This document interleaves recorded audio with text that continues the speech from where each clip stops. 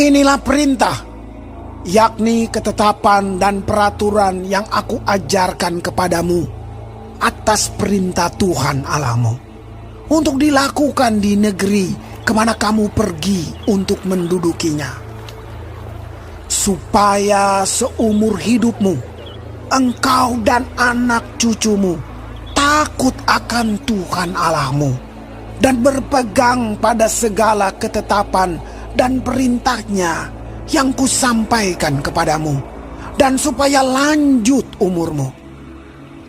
Maka dengarlah, hai orang Israel, lakukanlah itu dengan setia, supaya baik keadaanmu, dan supaya kamu menjadi sangat banyak, seperti yang dijanjikan Tuhan Allah nenek moyangmu kepadamu di suatu negeri yang berlimpah-limpah susu dan madunya.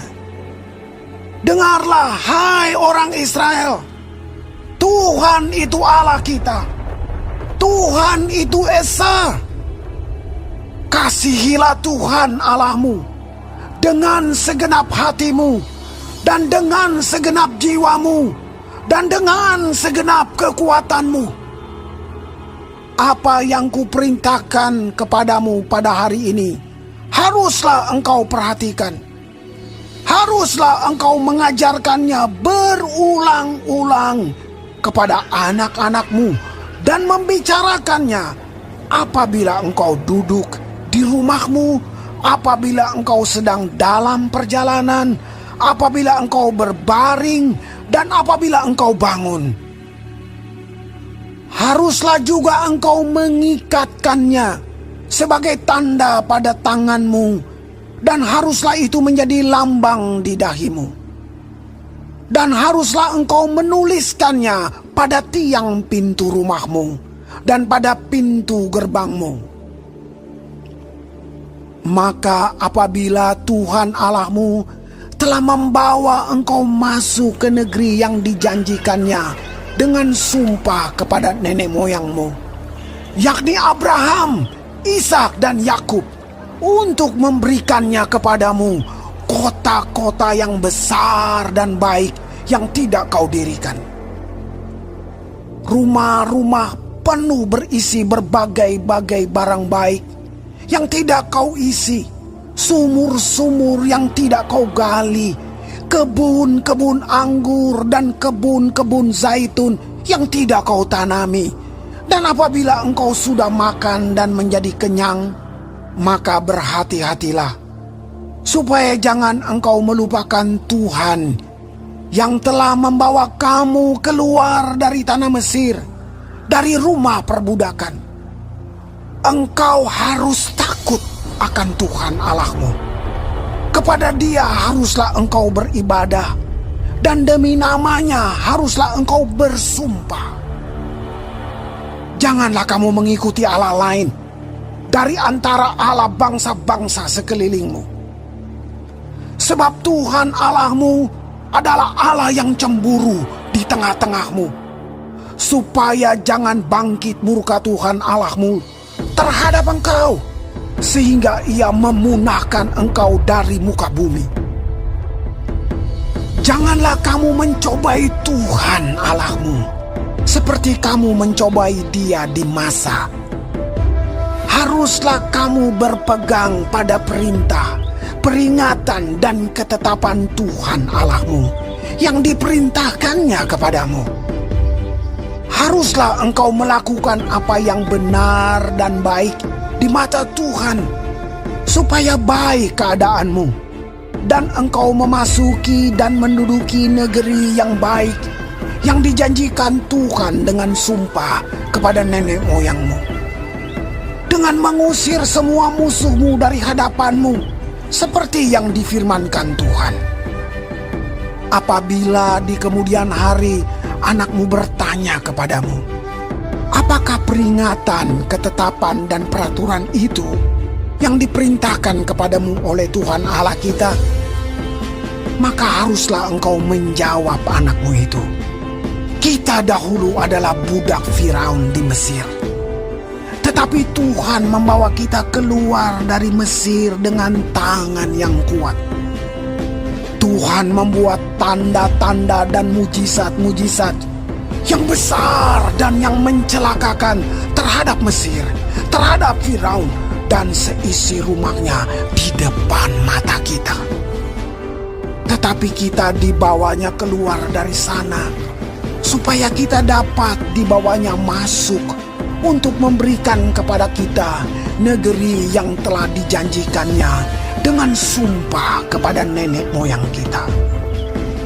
Tuhan Allah kita memerintahkan kepada kita untuk melakukan segala ketetapan itu dan untuk takut akan Tuhan Allah kita, supaya senantiasa baik keadaan kita dan supaya Ia membiarkan kita hidup seperti sekarang ini.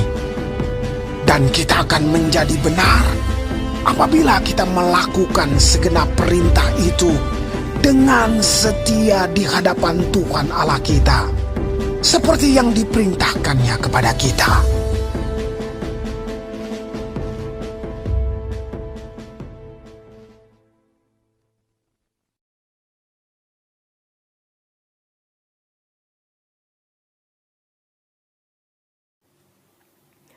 Shalom saudara-saudaraku yang kekasih di dalam Tuhan Yesus, puji Tuhan. Hari ini kita akan mempelajari firman Tuhan dari kitab Ulangan 6 mengenai kasihilah Tuhan Allahmu sebagai perintah yang utama.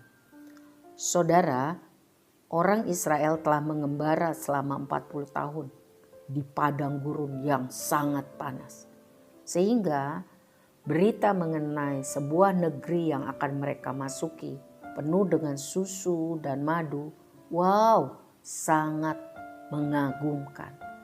Bangsa ini seharusnya dapat memiliki negeri tersebut yang sudah dijanjikan Tuhan 40 tahun sebelumnya.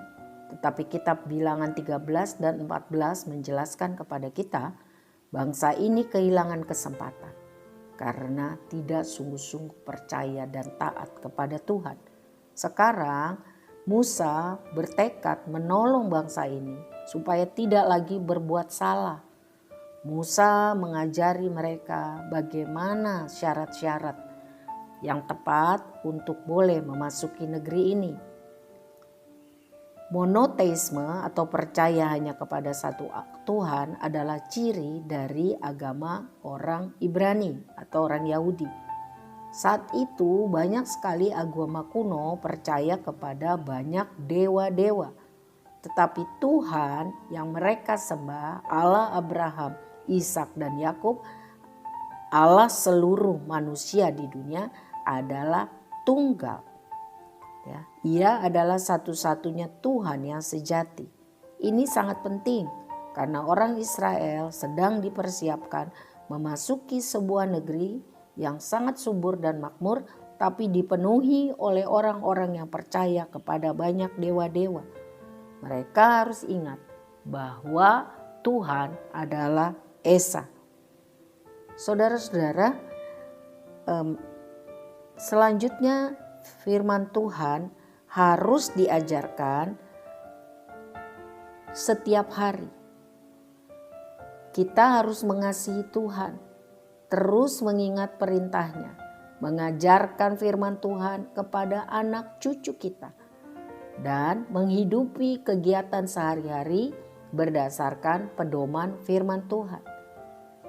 Jadi gereja dan sekolah Kristen tidak dapat menggantikan peran orang tua untuk mengajarkan firman Tuhan kepada anak-anaknya. Jangan hanya mempelajari firman Tuhan sekali seminggu, tetapi harusnya setiap hari. Karena itu adalah makanan bagi roh kita. Kebenaran firman Tuhan harus dilakukan, dipelajari dan dipraktekkan di dalam setiap rumah tangga, keluarga yang hidup mengasihi Tuhan. Saudara-saudaraku yang kekasih, selanjutnya di ayat 10, Musa mengingatkan bangsa ini untuk tidak melupakan Tuhan ketika mereka masuk nanti ke tanah perjanjian dan menjadi makmur. Sebab kemakmuran itu melebihi kemiskinan dalam merusak visi rohani seseorang. Karena orang merasa puas diri, tidak lagi perlu Tuhan. Mereka hanya perlu lebih lagi secara materi, tidak puas. Ya, mengaburkan kasih kepada Tuhan.